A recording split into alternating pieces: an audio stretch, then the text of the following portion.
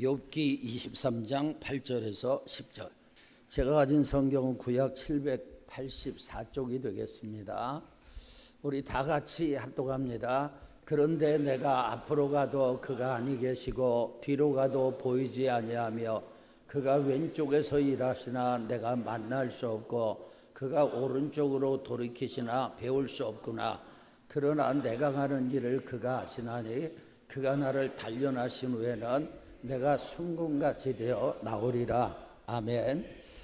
제가 설교 초안을 잡을 때마다 항상 양이 너무 많다고 느낍니다. 내용을 줄이고 간결하게 설교하리라 다짐을 하지만 늘 이야기가 길어지곤 합니다. 원고를 정리하면서 제가 분량을 줄이느라고 애를 많이 쓰고 있습니다. 오늘 설교도 마찬가지예요. 오늘 설교는 그냥 다른 목사님들이 하면 3번에 걸쳐서 할 설교를 한 번으로 압축을 했으니까 여러분들이 제 노력을 헤아려 주시고 설교를 잘 들으시고 은혜 받으시기를 축원합니다. 여러분, 사람에게는요 여러 종류의 눈이 있습니다. 먼저 신체적인 눈이 있어요. 사물을 보고 세상을 인식하는 눈이죠. 여러분, 이 눈도 밝아지기를 축원합니다. 두 번째, 정신적인 눈이 있습니다. 이성이 밝아야 합니다. 비판하고 추리하며 통합하는 사고 능력으로 사물을 합리적으로 판단하고 이해할 수 있어요. 여러분, 이 정신에 문제가 생기게 되면 이 합리성을 잃어버리게 됩니다. 세 번째, 감추어진 것을 보는 눈인데 저와 여러분에게 이런 눈이 있기를 주의 이름으로 축원합니다. 여러분, 하나님께서는 자신을 찾는 자들에게 흑암 중에 보화와 은밀한 곳에 숨은 재물을 주신다고 하셨어요. 보이지 않는 재물이 보여야 사업에 성공을 하는 거죠. 하나님은 감춰진 것을 볼 수 있는 눈을 주십니다. 네 번째로는 미래를 보는 눈이에요. 여러분, 제가 얼마 전에 쇼츠를 하나 봤습니다. 그래서 자료를 찾아봤더니 우리나라가 테슬라보다 20년 먼저 자율주행 자동차를 개발을 했더라고요. 1993년이니까 지금으로부터 32년 전 아닙니까? 고려대학교 한민홍 교수 연구팀이 세계 최초로 도심 자율주행에 성공을 했습니다. 서울 청계천에서 여의도 63빌딩까지 약 17km 거리를 운전자 조작 없이 완주했어요. 1993년에. 1995년에는 고속도로 자율주행에도 성공을 했습니다. 서울에서 부산까지 약 400km 구간을 100km 속도로 달렸습니다. 하지만 그 놀라운 기술은 상용화되지 못했어요. 여러 가지 이유가 있겠지만 가장 큰 이유 중에 하나는 국가의 지도자들에게 미래 산업을 보는 눈이 없었기 때문에 그렇습니다. 당시 정부는 김영삼 정부인데 불필요한 기술이라며 지원을 중단했습니다. 그러니까 그 당시 정부는 미래를 볼 수 있는 눈이 없었던 것이죠. 다섯 번째로는 내면을 보는 눈이에요. 여러분, 사람은 외모를 보지만 하나님은 뭘 보시죠? 중심을 보십니다. 여섯 번째, 영적인 눈입니다. 오늘 설교는 바로 이 영적인 눈에 관한 내용입니다. 본문 8절과 9절에서 욥은 극심한 고난 속에서 하나님을 찾았습니다. 그런데 앞으로 가도 그분이 안 계시고 뒤로 가도 보이지 않았습니다. 여러분, 하나님께서 왼쪽에서 일하시나 그가 만날 수 없었고 하나님께서 오른쪽으로 돌이키시나 배울 수 없었다, 이렇게 얘기를 합니다. 그러니까 욥은요 하나님 살아계신 것을 알아요. 하나님이 자기 곁에 계신 것을 알지만 하나님의 임재를 의식할 수 없고 하나님이 함께 하시는 증거도 없었다는 것입니다. 여러분, 하나님이 욥과 함께 계시지 않은 것이 아니라 욥이 하나님을 보지 못한 것입니다. 욥의 영적인 눈에 이상이 생긴 거예요. 자, 우리는 어떻습니까? 여러분, 하나님은 어디나 계십니다. 아멘. 안 계신 곳이 없습니다. 하나님은요 우리 안에 거하십니다. 그런데 중요한 것은 우리가 하나님의 임재 속에 살고 있느냐예요. 하나님이 나와 함께 하시는 것을 내가 경험하고 살고 있느냐.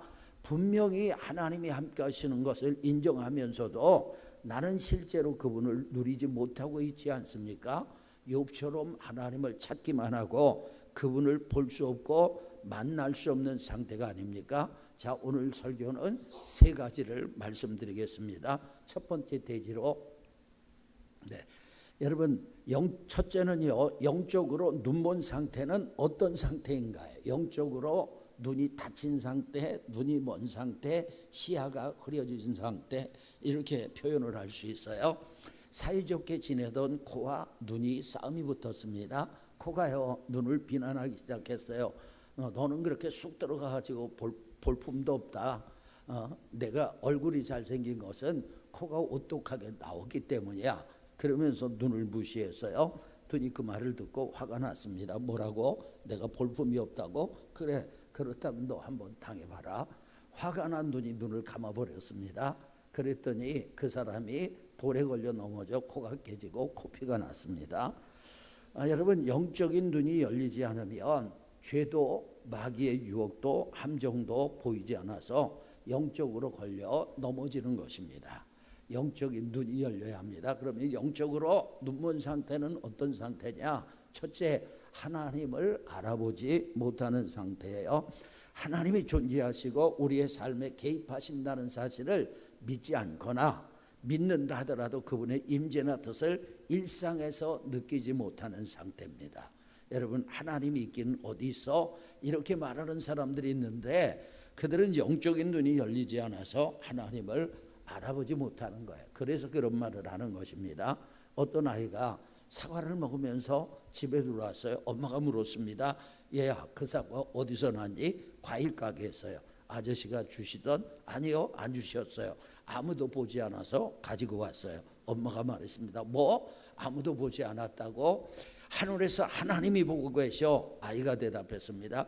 괜찮아요. 가게에는 지붕이 있으니까 하나님도 못 보셨어요.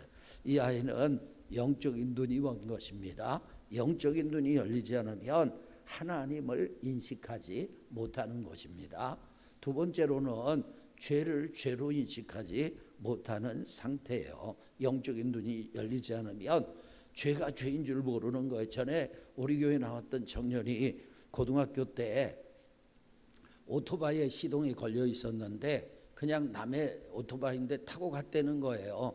그때는 죄를 죄로 여기지 않았다는 거예요. 그래서 잡혀가지고 파출소 가고 부모님이 불려오고 그런 일이 있었습니다. 그런데 우리 교회 와가지고 은혜를 받았어요. 은혜를 받고 났더니 작은 죄만 지어도 가슴이 뛰고 하나님 앞에 죄송하고 그런 마음이 생기더라는 거예요. 그게 뭐냐? 영적인 눈이 열린 것입니다. 세 번째로는 영적인 눈이 먼 상태는 진리를 분별하지 못하는 상태. 여러분, 요즘 교회가 세속화됐다, 목회자가 세속화됐다, 성도들이 세속화됐다, 이런 얘기 많이 듣습니다. 여러분, 세속화가 뭐예요? 교회와 교인이 세상의 가치관과 기준에 물들어 본래 신앙의 정체성을 잃어버리는 거예요. 그러니까 세상의 가치관과 하나님의 말씀이 충돌할 때 세상의 가치관을 따르는 것입니다. 진리를 버리고 세상의 이치를 받아들이는 것, 그것이 바로 세속화거든요. 그렇다면 교회와 목회자와 교인들이 왜 진리를 버리는 것일까요? 왜 세상의 이치를 따르는 것일까요? 그것은 영적인 눈이 멀었기 때문에 그래요. 여러분 보세요. 눈이 있다고 다 볼 수 있는 것이 아닙니다. 빛이 없으면 앞을 봐도 아무것도 보이지 않는 거예요. 그런데 교회와 목회자와 교인들이 말씀의 빛을 꺼버렸어요. 말씀의 등을 꺼버렸어요. 하나님의 말씀을 버린 것입니다. 그래서 여러분 진리와 빛인지를 분별하지 못하는 거예요. 여러분, 이단의 주장을 보면 말도 안 됩니다. 얼마 전에 이상한 동영상을 봤어요. 찬양을 하는데 막 열심히 찬양해요. 근데 뭔가 은혜가 안 돼. 그래서 이게 뭐지? 그리고 이렇게 봤더니 하나님이 들어가는 부분에 부모님을 집어넣더라고요.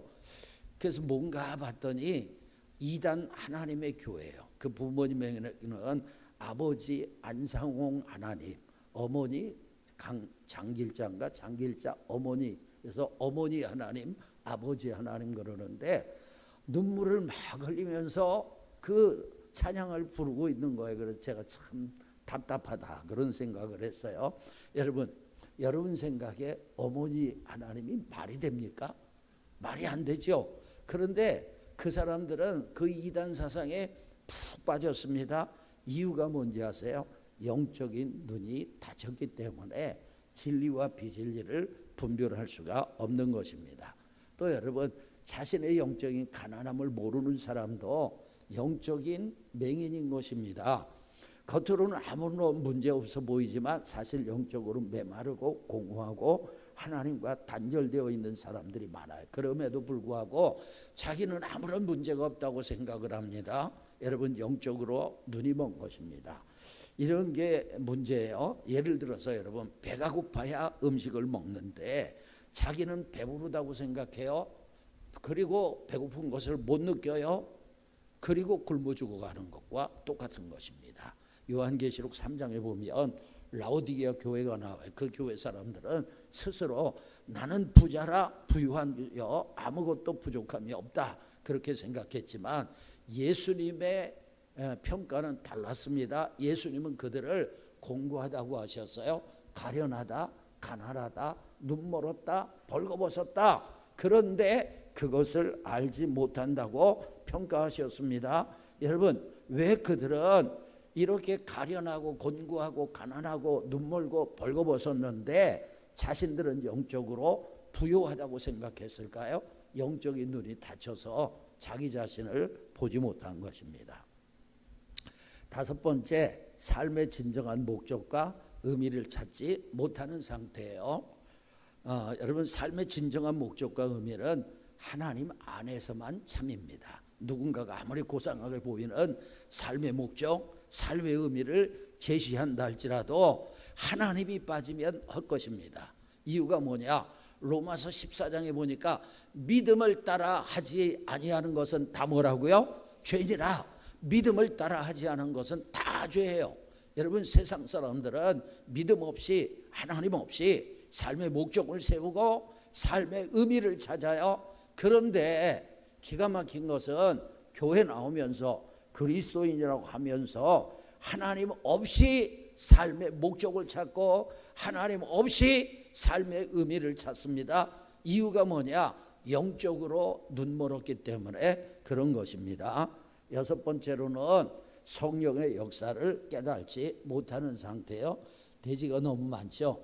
어제 대구에 결혼식이 있어가지고 갔다 오면서 나 아빠가 설교 한번 해볼 테니까 넌 설교 2번 들어라.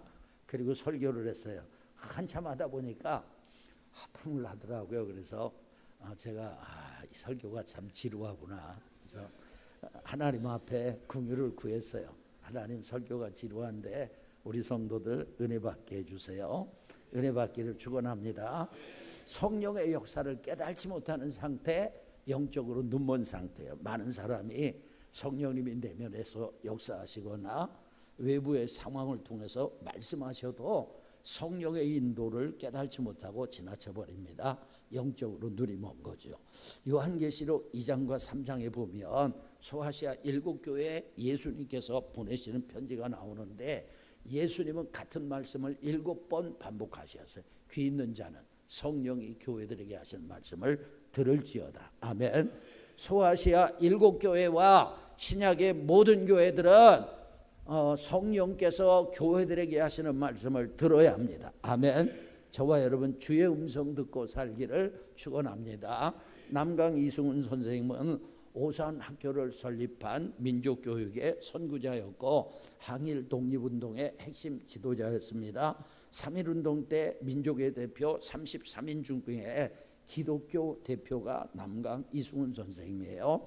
이분은요 자수성가한 사업가였는데 큰 자본을 모아가지고 민족교육과 독립운동을 위해서 사용했어요. 그분이 오산학교를 세웠는데 오산학교에 세워진 자기동상 제막식에서 연설을 하게 됐습니다. 연설의 내용 가운데 이런 얘기가 있어요. 내가 오늘까지 온 것은 내가 한 것은 조금도 없습니다. 모두 하나님이 나를 그렇게 만드셨습니다. 나는 본래 불황무식합니다. 나는 이 뒤에 선 동상과 같은 사람입니다. 아무것도 아는 것이 없으나 하나님이 나를 이렇게 오늘날까지 이끌어 오셨습니다. 하나님이 지시하시며 도우셨을 뿐입니다. 이후에도 그럴 줄 믿습니다. 이렇게 얘기를 했어요. 그러니까 남강 이승훈 선생은 성령님께 이끌림을 받은 사람이에요. 여러분, 영적인 눈을 뜬 사람은 성령의 인도를 받는 사람이고, 영적인 눈이 닫힌 사람은 성령의 인도를 받지 못하는 사람들이에요. 여러분, 영적인 눈을 뜨기를 축원합니다. 그럼 두 번째로, 영적으로 눈먼 이유는 무엇인가? 왜 사람들은 영적으로 눈이 닫혀 있는가? 첫째, 인간이 가진 한계 때문입니다. 여러분, 사람에게는 한계가 있어요. 눈에도 한계가 있잖아요. 우리 멀리 있는 거 볼 수가 없어요. 너무 가까이 있어도 못 봐요. 또 뭐 너무 미소한 것도 못 봐요. 너무 큰 것도 볼 수가 없어요. 여러분, 인간에게는 한계가 있어요. 그 동물 중에서요, 가장 시력이 좋은 동물이 타조입니다. 사람 보통 시력이 1.0이잖아요. 근데 타조는 놀랄 준비 20.0에서 25.0입니다. 타조의 눈은 뇌보다 큽니다. 그래서 여러분, 그 테니스 공만한 수정체를 가지고 있기 때문에 아주 멀리 있는 물체를 선명하게 볼 수 있어요. 맑은 날에는 20km 밖에 있는 그런 물체도 식별합니다. 타조에 비하면 인간의 시력은 아무것도 아니죠. 여러분, 하나님은 인간의 시력뿐만 아니라 영적인 면에도 한계를 두셨어요. 하나님은 인간의 제한된 이해를 뛰어넘는 분인 줄로 믿습니다. 하나님은 보이지 않게 온 우주를 운행하시는 분이에요. 그래서 하나님이 자신을 보여주지 않으면 누구도 하나님을 볼 수가 없습니다. 욥이 하나님을 볼 수 없었던 것은 하나님의 부재가 아니라 인간의 한계 때문이라는 거예요. 두 번째로, 영적인 혼미한 상태이기 때문에 그렇습니다. 여러분, 욥은 극심한 고난을 받았어요. 그리고 많은 상실이 있었습니다. 자녀들을 잃었죠. 재산을 잃었죠. 몸에 병이 들었죠. 아내도 돌아섰죠. 그 상황은 그의 정신과 영혼을 지치게 했고, 하나님의 임재를 온전히 인식하기 어렵게 만들었어요. 마치 여러분, 폭풍우가 치는 흑암 속에서 주변을 제대로 볼 수 없는 것처럼 그렇게 혼미한 상태였습니다. 얼마 전에 우리 김기승 장로님이 턱걸이라다가 떨어져 가지고 그 충격으로 잠시 단기 기억 상실증에 걸렸어요. 충격을 받은 시간을 전후로 몇 시간 정도 기억을 잃었습니다. 지금은 정상이에요. 몇 년 전에 문복창 장로님도 축구를 하다가 비슷한 경험을 했어요. 두 분은요, 충격으로 잠시 정신적인 혼미 상태에 빠졌어요. 그건 영적인 것은 아니에요. 근데 마귀가 역사하면 사람들은 영적으로 혼미해져요. 고린도후서 4장 4절 다 같이 읽겠습니다. 그 중에 이 세상의 신이 믿지 아니하는 자들의 마음을 혼미하게 하여 그리스도의 영광의 복음의 광채가 비치지 못하게 함이니. 아멘. 여러분, 이 세상의 신은 마귀입니다. 마귀는 믿지 않는 사람들의 마음을 혼미한 상태가 되게 해요. 그래서 그들은 그리스도의 영광의 복음의 광채가 보이지 않는 거예요. 우리는 복음을 믿잖아요. 복음으로 구원받았어요. 아멘. 여러분, 복음의 감격 속에서 살기를 축원합니다. 그런데 불신자들은 복음이 이해가 안 되는 거예요. 왜 그런지 아세요? 이 세상의 신이 그들의 마음을 혼미하게 했기 때문에 그런 것입니다. 여러분, 16세기 기독교 신비주의자의 대가로 알려진 십자가의 요한에 의해서, 요건 다음 예화인데 잘못 봤어요. 자, 세 번째, 하나님의 훈련과 연단 때문입니다. 본문 10절입니다. 다 같이 읽겠습니다. 그러나 내가 가는 길을 그가 하시나니 그가 나를 단련하신 후에는 내가 순금과 같이 되어 나오리라. 아멘. 이것은 욥의 고백이에요. 나는 하나님을 볼 수 없지만 하나님은 살아계시다. 그리고 하나님은 내 길을 하시고 나를 연단하신다. 그리고 나를 순금같이 만드실 것이다. 아멘. 그러니까 욥은 여러분, 하나님의 연단으로 인해서 영적인 눈이 닫혀 있었던 것입니다.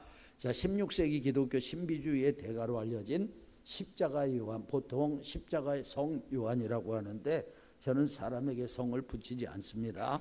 십자가의 요한에 의해서 체계화된 신앙적인 개념 중에 하나가 따라하겠습니다. 영적인 어두운 밤.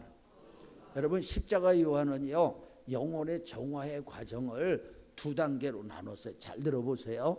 여러분이 겪고 있을 수도 있습니다. 첫째, 감각의 어두운 밤입니다. 그러니까 초보 단계 신앙인이 겪는 과정으로 기도할 때 여러분 기도하다가 주님을 만나는 기쁨이 있어야 되잖아요. 근데 기도할 때의 기쁨, 예배의 감동, 영적 독서의 즐거움 등 감각적인 위안이 사라지는 것입니다. 그래서 여러분 그냥 사랑도 없는 것 같고 하나님이 잘 느껴지지도 않고 기쁨도 사라지고 그래서 마치 로봇과 같이 그렇게 살아가는 거예요. 이런 단계. 예배를 드릴 때 감격이 없어요. 기쁨이 없어요. 하나님과의 관계가 건조하고 메마르게 느껴집니다. 그 결과 어떻게 되느냐? 이런 과정을 통해서 중간 생략하고 하나님과의 관계를 위안이나 기쁨의 차원이 아닌 흔들리지 않는 사랑과 의지의 차원에서 새롭게 정립하게 됩니다. 그러니까 마음에 기쁨이 없어도 하나님 살아계시다. 하나님이 주시는 위로가 없어도 하나님은 나와 함께 하신다. 예배 드리다가 기도하다가 찌릿찌릿하고 무슨 영적인 감흥 이런 게 없어도 하나님은 나와 함께 하시다. 내 의지를 가지고 그리고 진리의 사랑으로 하나님을 인정하게 되는 거예요. 그 다음에 두 번째로는 영혼의 어두운 밤입니다. 이때는 하나님이 완전히 부재한 것처럼 느껴져요. 하나님이 안 계신 것처럼 심각한 영적인 공허를 느낍니다. 절망감에 휩싸입니다. 그리고 자신이 하나님께 버림받았나 이런 느낌이 들거나 영혼의 밑바닥에 숨어있던 죄의식과 마주하게 됩니다. 그래서 중간에 과정을 생략하고 이 시기를 통과한 영혼은 모든 집착과 욕망에서 완전히 벗어나 온전히 하나님만 사랑하고 그분과 깊은 일치를 경험하게 되는 거예요. 그러니까 여러분, 예전에는 뭔가 눈에 보여야 하고 뭔가 손에 만져야 하고 뭔가 하나님이 주시면 받아야 하고 이랬는데 이젠 아무것이 없어도 하나님을 바라보고 하나님을 사랑하는, 그래서 모든 집착으로부터 욕망으로부터 벗어나는 그런 단계가 된다는 거예요. 이런 단계까지도 가기를 축원합니다. 그러니까 욥도 연단을 통해서 지금 그런 과정을 거치고 있는 거예요. 여러분, 신앙생활에서 영적인 어두운 밤을 겪는다면 여러분들이 감각적인 어두운 밤이나 영적인 어두운 밤을 겪는다면 이때는 다음 단계로 나아가는 시기라고 생각을 하시고 감정이나 위안을 구하기보다 뭔가 느낌이나 뭔가 막 짜릿짜릿한 이런 걸 구하기보다 조용히 인내하면서 말씀과 기도로 묵묵히 하나님을 향해 나아가기를 축원합니다. 넷째, 영적인 눈을 가리는 방해물들 때문에 그렇습니다. 여러분, 사람이 영적인 눈이 멀게 되는데 여러 가지 방해물이 있어요. 이러한 방해물들은 마치 여러분 안개를 한번 생각해 보세요. 안개가 너무 자욱히 껴가지고 바로 코앞도 볼 수가 없어요. 여러분, 눈은 있지만 볼 수 없는 거예요. 안개가 방해물인 거죠. 영적인 눈을 어둡게 만드는 몇 가지 방해물이 있습니다. 첫째, 죄와 불순종입니다. 가장 근본적인 방해물은 죄죠. 죄는 하나님과의 관계를 단절시키고 우리의 영혼을 둔하게 만들어요. 하나님의 말씀에 대한 불순종 또한 영적인 시야를 흐리게 합니다. 우리가 하나님의 뜻을 알면서도 따르지 않을 때 우리의 영혼은 어두워지고 그 영적인 눈은 완전히 닫히게 될 수 있어요. 그분의 음성이 들리기가 어려운 것입니다. 두 번째로는 교만이 방해물이에요. 교만은 자신을 과신하는 거예요. 교만은요, 하나님의 지혜를 받아들일 수 있는 공간을 없앱니다. 그러니까 사람은 교만할 때 영적인 눈이 닫히는 거예요. 세 번째, 세상적인 유혹이 방해물이에요. 사람은요 무엇인가 집중하잖아요. 그러면 다른 것이 보이지 않아요. 신앙생활하면서 돈, 명예, 쾌락, 성공 등 물질적이고 세속적인 가치관에 몰두하면 영적인 면에는 눈을 감게 되고 하나님이 보이지 않는 거예요. 네 번째로는 염려와 근심입니다. 미래에 대한 염려와 불안도 영적인 시야를 흐리게 해요. 눈앞의 문제에 집착하다 보면 그 모든 것을 주관하시는 하나님의 섭리와 하나님의 임재를 놓치게 됩니다. 염려는 하나님께 맡기고 기도로 바꿔야 할 줄로 믿습니다. 이스라엘에서 유월절을 앞두고 한 사람이 랍비에게 말했어요. 이스라엘에서 유월절은 우리나라의 설날보다 더 중요하고 큰 명절입니다. 그런데 이 사람이요 명절을 준비할 수가 없었던 것 같아요. 그래서 랍비에게 랍비님 저는 염려와 근심이 너무 많습니다. 없는 것이 많아서 골머리가 아파요. 못 살겠습니다. 랍비는 무엇 때문이라고 물었어요. 그가 말했습니다. 6월절이 다가오는데 무교병을 살 돈도 없고 포도주를 살 돈도 없고 제 옷, 아내 옷, 아이들의 옷은 물론이고 고기도 살 돈이 없습니다. 랍비가 물었어요. 무교병이 얼마요? 5,000원입니다. 포도주는 얼마요? 10,000원입니다. 당신 옷은 50,000원입니다. 아내 옷은 100,000원입니다. 자녀의 옷은 30,000원입니다. 6월절 고기값은 20,000원입니다. 이 말을 듣고 랍비가 말했습니다. 이제 당신은 돌아가서 너무 많은 걱정을 하지 말고 한 가지 걱정만 하세요. 21만 5천원 걱정만 하세요. 그리고 하나님께 한 가지만 기도하세요. 21만 5천원을 달라고 말이요. 염려는 하나님께 맡겨야 합니다. 그리고 염려는 기도로 바꾸기를 축원합니다. 염려에 짓눌리면 영적인 시야가 흐려지게 되는 거예요. 그 다음에 영적인 게으름입니다. 영적인 게으름은 우리의 영혼을 잠들게 하죠. 기도하지 않고 말씀을 읽지 않고 예배를 드리지 않고 그러면 영적으로 잠들어요. 여러분 영적으로 잠든 상태에서는요 눈이 있어도 소용이 없잖아요. 그러니까 영적으로 잠들면 영적인 맹인이나 다름이 없어요. 여러분 예배와 공동체 생활에 소홀할 때 영적인 근육은 약해집니다. 그리고 영적인 시력은 흐려집니다. 영적인 생활은 따라합시다. 부지런해야 한다. 그래서 로마서 12장 11절에서 부지런하여 게으르지 말고 열심을 품고 뭐 하라고요? 주를 섬기라. 여러분 신앙생활은 주님을 섬기는 거잖아요. 근데 어떻게 섬겨야 되느냐? 부지런하여 게으르지 말고 열심을 품고 섬기라는 것입니다. 이 같은 말이잖아요. 부지런해라, 게으르지 말아라, 열심을 품어라. 같은 말을 3번이나 반복하고 있습니다. 굉장히 강조하는 것입니다. 여러분 부지런히 신앙생활하기를 주의 이름으로 축원합니다. 그 다음에 영적인 무관심이 방해물이에요. 미국의 존 맥스웰 목사님이 사냥꾼으로 유명한 교우와 함께 같은 차를 타고 몇 차례 고속도로를 달렸어요. 목사님은 그때마다 그 교우에게 특별한 면이 있는 것을 보았습니다. 목사님 저기 다람쥐가 있네요. 그런데 목사님 눈에는 다람쥐가 안 보여요. 목사님 저기 오리 2마리가 있어요. 목사님 오리도 보지 못했어요. 목사님 사슴 보세요. 목사님 토끼가 지나갔어요. 목적지에 이르기까지 사냥꾼 교우는 10여 마리의 짐승을 봤지만 목사님은 한 마리도 보지 못했어요. 왜냐하면 목사님은 그런 것에 무관심하기 때문에 그 사냥꾼은 관심이 거기에 있기 때문에 하나님에 대한 무관심 역시 영적인 시력의 심각한 방해물입니다. 자, 우리가 하나님을 찾지 않고 하나님께 마음을 열지 않으면 하나님께서 우리에게 당신의 임재를 나타내신다 할지라도 우리는 알아차리지 못하는 거예요. 우리는 정해진 시간에 기도하고 성경을 읽고 예배해야 합니다.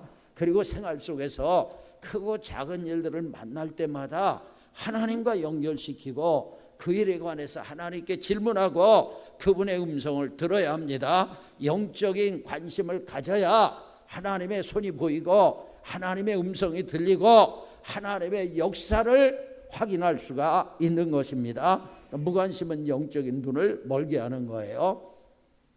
7번째 하나님에 대한 오해예요.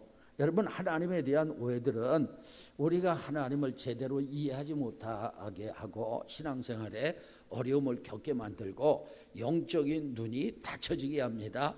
몇 가지 오해를 정리하면, 첫째, 하나님을 심판과 공포의 대상으로만 생각해요. 하나님이 너무 무서운 거예요. 이런 사람은 하나님과 친밀한 관계 맺기 어려워요. 여러분, 아빠를 너무 무서워해. 아빠에게 다가갈 수가 없는 거예요. 그리고 죄를 범했을 때 죄를 고백하기보다 숨기기에 급급합니다. 이러한 영적인 압박감은 신앙의 기쁨을 빼앗아가요. 하나님과 멀어지게 만들어요. 두 번째 오해는 하나님을 나의 소원을 들어주는 도구로만 여기는 오해입니다. 여러분, 하나님을 기도만 하면 자판기처럼 응답을 턱턱 주는 분으로 오해하는 경우가 있어요. 이런 사람은 하나님과의 관계를 조건적으로 만들어서 영적인 눈이 흐려지게 돼요.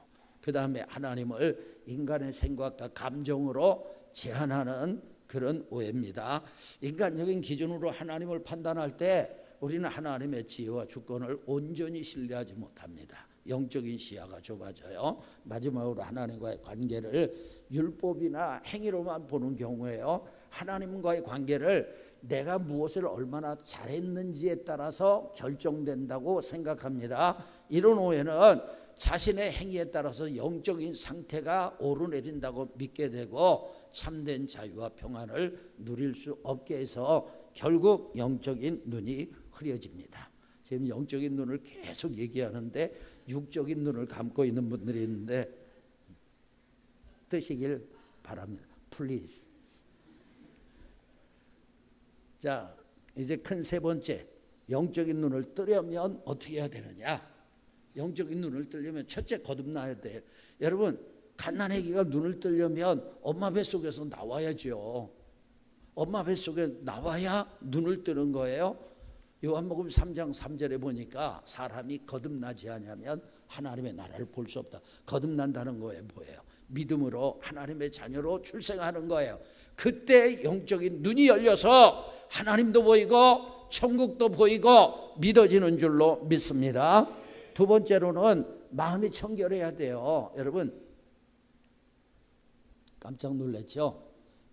이게 눈입니다. 이 세상에 존재하는 곤충 중에서 눈이 가장 맑은 곤충이 파리입니다. 여러분, 파리의 눈은 렌즈가 약 4,000개나 됩니다. 그러니까 눈이 4,000개예요. 파리를 자세히 보면 끊임없이 두 팔로 얼굴의 대부분을 차지하고 있는 눈을 닦아냅니다. 겹눈에 먼지라도 앉으면 눈앞에 먹이나 적들의 모습이 여러 개로 겹쳐 보여요. 그래서 스스로 살아남기 위해서 열심히 눈의 청결을 유지하는 것입니다. 영적인 면도 그래요. 마태복음 5장 8절 다 같이, 마음이 청결한 자는 복이 있나니 그들이 하나님을 볼 것이며. 아멘. 여러분, 마음이 청결해야 하나님을 볼 수 있어요. 그렇기 때문에 우리도 날마다 이러고 있어야 돼요. 하나님 앞에 기도하면서 여러분, 우리의 영혼의 눈에 앉아있는 먼지들, 때들 계속 닦아내시고 예수님의 피로 정결하게 하기를 축원합니다. 세 번째로는요, 말씀의 빛 가운데 살아야 합니다. 요한복음 1장 1절 다 같이, 태초에 말씀이 계시니라. 이 말씀이 하나님과 함께 계셨으니 이 말씀은 곧 하나님이시니라. 아멘. 말씀이 하나님입니다. 하나님은 말씀으로 자신을 계시하십니다. 그러므로 하나님을 보려면 말씀을 들어야 돼요. 말씀을 읽어야 돼요. 말씀을 묵상해야 돼요. 말씀을 입으로 선포하고 고백하기를 주의 이름으로 축원합니다. 그러니까 하나님을 알려면 말씀 안으로 들어가야 돼요. 왜냐? 이 말씀은 곧 누구라고요? 하나님이시니라. 네 번째, 성령으로 충만하기를 축원합니다. 요한복음 9장에 보면 예수님께서 태어날 때부터 맹인이었던 사람의 눈을 치료해 주셨어요. 예수님이 침을 뱉으시고 진흙을 이겨가지고 눈에 바르셨어요. 그리고 실로암 못에 가서 씻으라고 명령하셨어요. 이 맹인은요, 예수님의 명령을 받고 즉시로 실로암 못에 가서 눈을 씻었어요. 그랬더니 즉시 눈이 밝아져 보게 되었습니다. 그러니까 예수님은 맹인의 육신의 눈을 뜨게 하셨어요. 그리고 육신의 눈만 뜨게 한 것이 아니라 그것을 계기로 믿음을 갖게 하시고 영적인 눈도 뜨게 하셨습니다. 이제 그 일을 누가 하시느냐? 성령께서 하십니다. 아멘. 성령님은 우리의 육체의 질병도 고치시고, 아멘, 영적인 눈을 또 하나님을 보게 하십니다.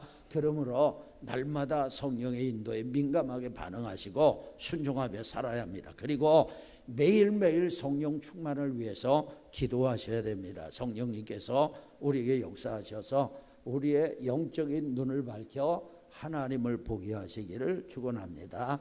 이제 마지막으로 깊은 기도 생활을 하세요. 기도는 하나님과 대화예요. 따라합시다. 기도는 하나님과 대화입니다. 하나님을 더 깊이 알아가는 통로입니다. 우리는 형식적인 기도가 아니라 마음을 다해서 하나님과 교제하는 시간을 가져야 돼요. 민수기 24장 4절 다 같이 읽습니다. 하나님의 말씀을 듣는 자, 전능자의 환상을 보는 자, 엎드려서 눈을 뜬 자가 말하기를, 발람이 자기를 소개하는 거예요. 발람은 어떤 사람이냐? 자기 속에서 첫째, 하나님의 말씀을 듣는 자, 두 번째, 전능자의 환상을 보는 자, 세 번째가 뭐예요? 엎드려서 눈을 뜬 자. 여러분, 여기서 엎드린다는 것은 하나님을 경배하고 하나님 앞에 간구하는 자세를 말하는 것이고, 눈을 뜬다는 것은 영적인 눈이 열린다는 의미예요. 그러니까 기도로 영적인 눈이 열리는 것이다. 아멘. 자, 결론으로 엠마오로 가던 두 제자 이야기를 하고 마치겠습니다. 엠마오로 가던 두 명의 제자들이 주님을 만났으나 그들은 불신앙과 염려와 두려움으로 영적인 눈이 닫혀서 주님을 알아보지 못했어요. 주님은 그들과 동행하시면서 성경으로 자신의 죽음과 부활이 예언된 말씀을 풀어주셨어요. 그들은 주님의 말씀을 들을 때 마음이 뜨거워졌지만 주님을 알아보지 못했습니다. 주님께서 식탁에서 떡을 떼어주시자 그들의 영적인 눈이 열려서 주님이신 줄 알게 되었어요. 그런데 주님은 사라지셨고 그들은 일어나서 예루살렘으로 돌아갔습니다. 여러분, 그들은 눈이 열리기 전에는 불신앙과 두려움과 염려로 예루살렘을 떠났어요. 그러나 그들의 눈이 열려 주님을 알아본 후에는 예루살렘으로 돌아갔습니다. 저와 여러분은 지금 영적인 눈이 멀어서 엠마오로 가고 있지 않습니까? 영적인 눈을 뜨세요. 그리고 예루살렘으로 향하시길 축원합니다. 두려움의 길을 걷지 마시고 영적인 눈이 열려서 기쁨과 감격과 평안의 길을 가기를 축원합니다. 불신앙의 길을 가지 마시고 영적인 눈이 열려서 믿음의 길, 사명의 길을 가기를 예수님의 이름으로 축원합니다.